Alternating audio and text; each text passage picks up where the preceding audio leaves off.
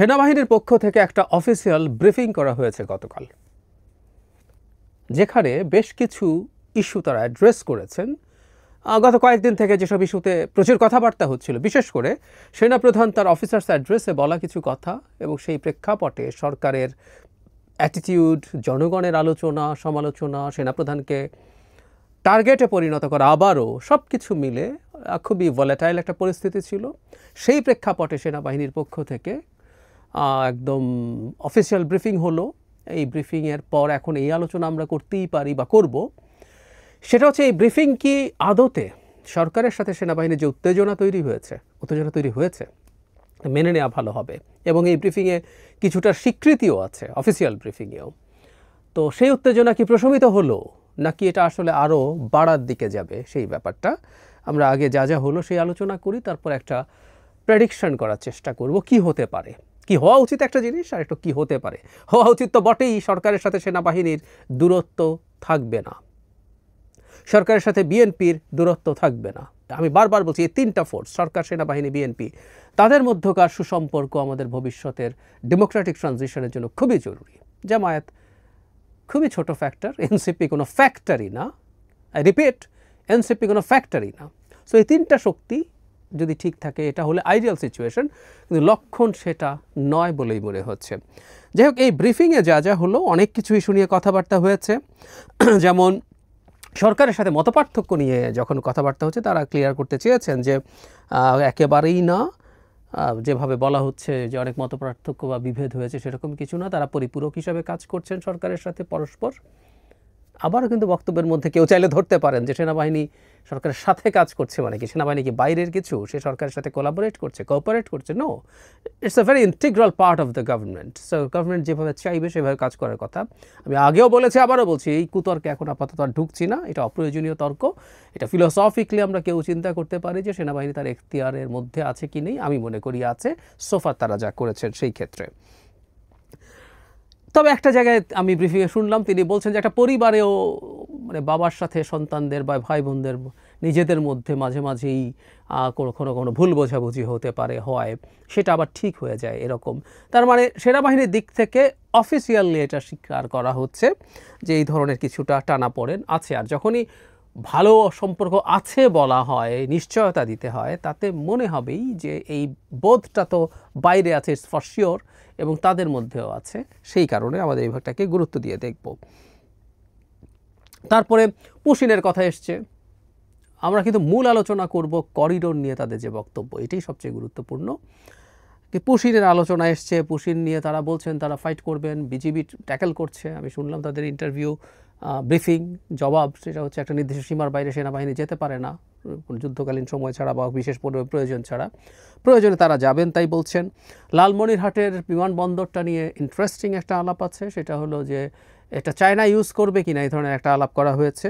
ওনারা বলছেন যে এটার মধ্যে এভিয়েশন ইউনিভার্সিটি হবে, এটা একসময় ছিল, আমরা কেন ব্যবহার করব না, চায়নার ইউজ করবে কিনা সেরকম কিছু তারা জানেন না। তবে তারা আবার এটাও যোগ করছেন যে দেশের নিরাপত্তা বিঘ্নিত হতে পারে এই ধরনের কোনো সিদ্ধান্ত সরকার নেবে বলে তিনি মনে করেন। এটা ওনার ব্যক্তিগত অপিনিয়ন। সীমান্ত নিয়ে কথা বলেছেন, বান্দরবান সীমান্তের যে ক্রাইসিস আছে, মানে আরাকান আর্মি দেশে ঢুকে পড়া নিয়ে কথা আছে। এখানে একটা খুবই ইন্টারেস্টিং কথা আছে, তিনি এভাবে বলছেন, বাংলাদেশ মিয়ানমার বর্ডার এখন খুবই জটিল পরিস্থিতির মধ্যে রয়েছে। আরাকান আর্মি রাখাইন রাজ্য প্রায় দখল করে নিয়েছে, যাতে মিয়ানমার সরকারের অস্তিত্ব এখানে বিলীনের পথে। আরাকান আর্মিও কোনো স্বীকৃত সংগঠন নয়। তারপরে তিনি বলছেন যে তারা সব ক্ষেত্রে নজর রাখছেন। তারপরে যখন আরাকান আর্মির সাথে যোগাযোগের প্রশ্ন হলো, ভেতরে এসে কথা বললো, তিনি বলছেন অফিসিয়ালি সেনাবাহিনীর সাথে আরাকান আর্মির কোনো যোগাযোগ নেই। এই জায়গাটা একটু খেয়াল রাখবো আমরা, এটা সিগনিফিক্যান্ট, এটা মানতে হবে আমাদেরকে। এটা কেন সিগনিফিক্যান্ট আমি পরে আসবো। করিডোর প্রসঙ্গে তাকে যখন জিজ্ঞেস করা হয়েছে, তখন তিনি খুব স্পষ্টভাবে একটা জবাব দিয়েছেন, সেটা হচ্ছে এই। আচ্ছা, আগে আরাকান আর্মির ক্ষেত্রে একটু যদি বলি, সেটা হচ্ছে তিনি বলেন এরকম হুবহু, আরাকান আর্মির সঙ্গে আমাদের সরাসরি কোনো যোগাযোগ নেই। গণমাধ্যমে যতটুকু দেখেছেন তার বস্তুনিষ্ঠতা, তারা যথেষ্ট বিবেচনার দাবি রাখে, মানে ওই যে ঢুকে প্রোগ্রাম করেছিল। করিডোর নিয়ে, যেটা নিয়ে প্রচুর আলোচনা হয়েছে, সেই জায়গাটা একটু দেখব। তিনি বলেন, কর্নেল মোহাম্মদ শফিকুল ইসলাম, দুজন মিলে ব্রিফ করেছেন, একজন ব্রিগেডিয়ার জেনারেল ছিলেন এবং কর্নেল ছিলেন। তিনি বলছেন করিডোর একটি স্পর্শকাতর বিষয়, দেশের নিরাপত্তা বিঘ্নিত হয় এমন কোনো কাজে বাংলাদেশ সেনাবাহিনী সম্পৃক্ত হবে না। আমি আবারও পড়ছি, করিডোর একটি স্পর্শকাতর বিষয়। দেশের নিরাপত্তা বিঘ্নিত হয় এমন কোনো কাজে বাংলাদেশ সেনাবাহিনী সম্পৃক্ত হবে না। খুব ক্লিয়ারলি জানিয়ে দেওয়া হয়েছে করিডোরের ব্যাপারে সেনাবাহিনীর শক্ত রিজার্ভেশন আছে। এটাই আসলে মূল জায়গা। আমার অন্য জিনিসগুলো জরুরি না। আর একটা কথা বলে একটু চলে আসব, সেটা হচ্ছে অফিসার্স অ্যাড্রেসে সেনাপ্রধান যে বক্তব্য দিয়েছেন, আমি নিজে আমার টেইকে বলেছি যখন এই বক্তব্য আসে, যখন সরকার রিটালিয়েট করে তখন বলেছি যে এই বক্তব্যটা তো কোনো অফিসিয়াল বক্তব্য না। তিনি কোনো জনসভায় অন রেকর্ড বলেননি। উনি রাওয়া ক্লাবে যেমন অন রেকর্ড বলেছেন অনেকগুলো কথা, সেটার দায় উনি নেবেন। এটা এমন না যে আইএসপিআর আমাদেরকে স্টেটমেন্ট দিয়ে জানিয়েছে, তাও না। এটা অফিসার্স অ্যাড্রেসে বলা কিছু কথা বিভিন্ন সূত্রের বরাতে বিভিন্ন মিডিয়াতে, বিশেষ করে পত্রিকায় চলে এসছে। তো এটাকে তো আসলে শতভাগ তাদের কথা সেভাবে ধরা জরুরি ছিল না, কিন্তু সরকার তীব্র রিয়াকশান দেখিয়েছে। আমাদের নিশ্চয়ই মনে আছে সার্বিক পরিস্থিতি ব্যাখ্যা করে যে স্টেটমেন্ট সরকার দিয়েছিল, সেখানে দুদিন আগে 3টা শব্দ ব্যবহার করা হয়েছে, অত্যন্ত কঠোর আক্রমণাত্মক শব্দ। আমি এটাকে ধমক হিসেবেই দেখতে চাই। এটা ধমক ছিল, উদ্দেশ্যমূলক, এখতিয়ার বহির্ভূত বক্তব্য। এই 3টা কথা বলা ছিল, 3টা শব্দ স্পষ্টভাবে এটা সেনাপ্রধানকে ইন্ডিকেট করা হয়েছে। আজকে এই জিনিসগুলো তাদের জায়গা থেকে তারা জনগণের সামনে ক্লিয়ার করতে এসছেন। আমি সেনাবাহিনীর দিক থেকে যদি দেখি, তাদের অ্যাটিটিউড হচ্ছে ডিএসকালেট করা, উত্তেজনা কমিয়ে আনার চেষ্টা করা। তারা ব্যাখ্যা করেছেন তাদের অনেক কিছুই। তবে আমি এখানে একটা ফাইট দেখছি, সেটা হলো সেনাবাহিনীর সাথে জনাব খলিলের ফাইট। আমার মনে হয় এই ফাইটটা আছে এবং এই ফাইটটা চলবে। এই যে আরাকান আর্মি প্রসঙ্গে জনাব খলিল এই এবারকার ডক্টর ইউনূসের পদত্যাগ বিষয়ক ঘটনা, যেটাকে অনেকে নাটক বলে বলছেন, এই ঘটনা শুরুর আগে আগে তিনি একটা ব্রিফিং করেছেন, যেখানে তিনি আরাকান আর্মির প্রসঙ্গে বলেছিলেন আমরা স্বাধীন সার্বভৌম দেশ। এটা এই ব্রিফিংয়ে, তার আগের ব্রিফিংয়ে, আমরা যার ইচ্ছা তার সাথে যোগাযোগ করব। মানে আমাদের সীমান্তের একটা নন স্টেট অ্যাক্টরের সাথে অফিসিয়ালি আমার এখানে 10 কিলোমিটার ঢুকে জলকেলি করতে দিয়েবো আর বলবো আমরা যা ইচ্ছা তাই করতে পারি, এবং আবার বলবো এই রাষ্ট্রের সভরেন্টি আমরা সমর্থন করি। দিস ইজ আটার স্টুপিডিটি। বিরাট ডিগ্রিওয়ালা লোকও যদি এগুলো বলে, আটার স্টুপিডিটি এটা। কারণ আপনার দুটো একসাথে হতে পারে না। মিয়ানমারের জান্তা সরকারকে যদি আপনি সরকার হিসেবে স্বীকৃতি দেন, মিয়ানমারের সভরেন্টিকে যদি আপনি স্বীকৃতি দেন, তাহলে আরাকান আর্মির সাথে আন্ডার টেবল ইনফর্মাল যোগাযোগ আপনি রাখতেই পারেন, সেটা রাখতে হবে। এটা আমরা বলছি, একটা দেশকে অনেক কিছু বিবেচনা করতে হবে। আপনি ঘোষণা দিতেছেন এইভাবে, একটা মানুষ ন্যূনতম ফরেন পলিসি বোঝে কিনা এই প্রশ্ন আসতে পারে। তাকে আমরা ন্যাশনাল সিকিউরিটি অ্যাডভাইজার বানিয়েছি। যাই হোক, এই যোগাযোগের ব্যাপারটা মিলিটারি যেটা করেছে, তাদের সাথে কোনো অফিসিয়াল যোগাযোগ নেই, তারা এটা এনশিওর করেছে, এটাই করার কথা ছিল, এবং এটা জনাব খলিলের কথার একটা জবাব হিসেবে আমি দেখব। তার চাইতে জরুরি কথা, করিডোর হতে দেবে না সেনাবাহিনী। আমরা তাদের অবস্থানটা এইরকম দেখছি, এবং এটাও জনাব খলিলেরই এজেন্ডা। এটা উনি নিয়ে এসছেন।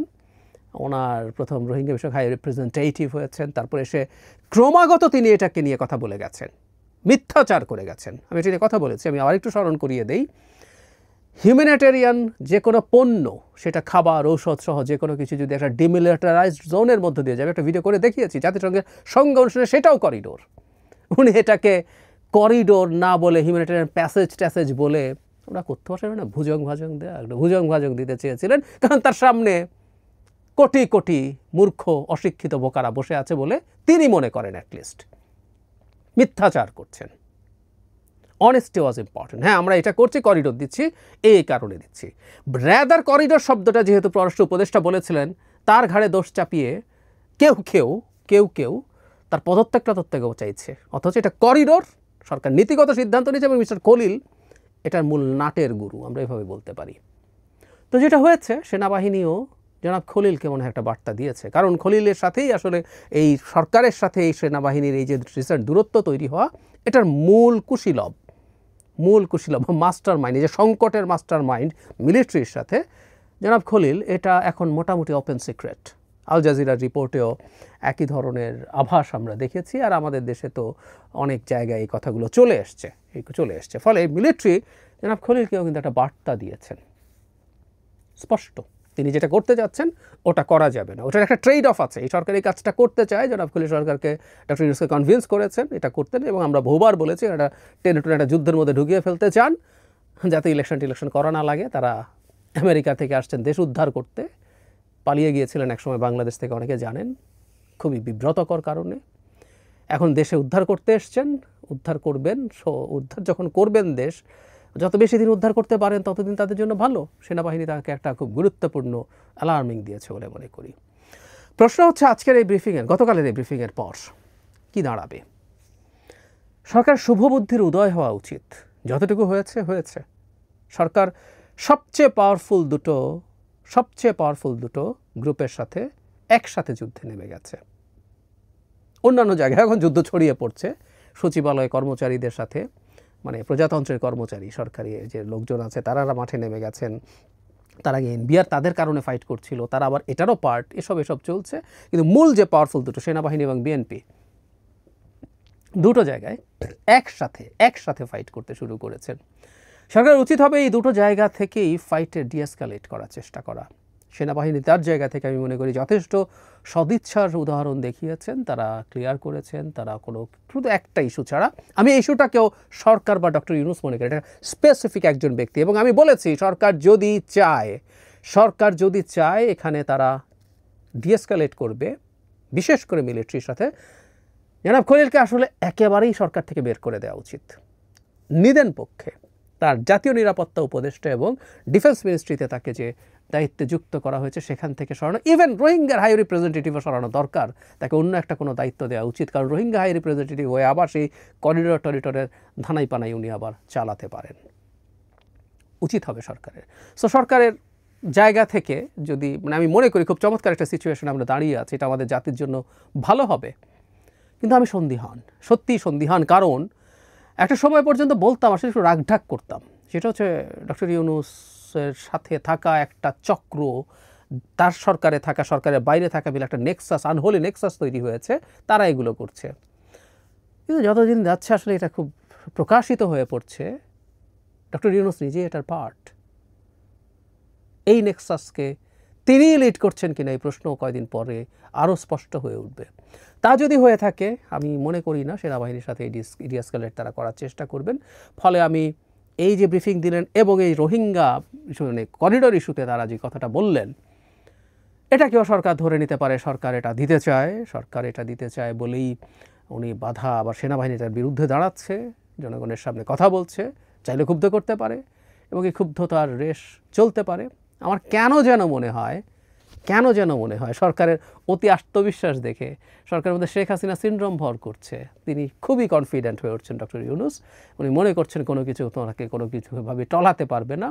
ওই চেয়ারে বসে শেখ হাসিনা যেমন ভাবতেন 5 তারিখ সকালেও যে উনি চাইলেই ক্ষমতায় থাকতে পারবেন, এরকম ভ্রান্তির মধ্যে তিনি ঢুকেছেন বলে আমি সন্দেহ করি। আমি খুব খুশি হব, আমি আবারও বলি, মাঝে মাঝে হয়তো যথেষ্ট টাফ ভাষায় কথা বলছি, বাট এই সরকারটাকে, ডক্টর ইউনূসকে স্টিল ওন করি। তারা তাদের জায়গা থেকে যে দায়িত্বের জায়গাতে আছেন সেখান থেকে কোনো রকম কোনো ফালতু এজেন্ডা, সেটা তার নিজের অথবা কারো থেকে যদি থাকে, সেখান থেকে বেরিয়ে আসা তাদের উচিত হবে। সেনাবাহিনীর সাথে, বিএনপির সাথে, এই দুটো শক্তির সাথে সরকার তার আন্ডারস্ট্যান্ডিং কনফার্ম করা। আমি দুই পক্ষ থেকে, বিএনপির পক্ষ থেকে বলি, সেনাবাহিনীর পক্ষ থেকে বলি, দুই পক্ষ থেকেই আমি আন্ডারস্ট্যান্ডিংটাকে এনকারেজ করার, আন্ডারস্ট্যান্ডিংটাকে এনশিওর করার চেষ্টা দেখছি। এখন পুরো বল সরকারের কোর্টে, সরকারকে, ডক্টর ইউনূসকে শেষ পর্যন্ত সিদ্ধান্ত নিতে হবে। যদিও আমি এই দফায় খুব বেশি আশাবাদী নই, আমি ধারণা করি তারা আবার একটা শক্তি দেখাতে যাবেন, আবার মাঠে শক্তি দেখাতে বিএনপি নামতে পারে।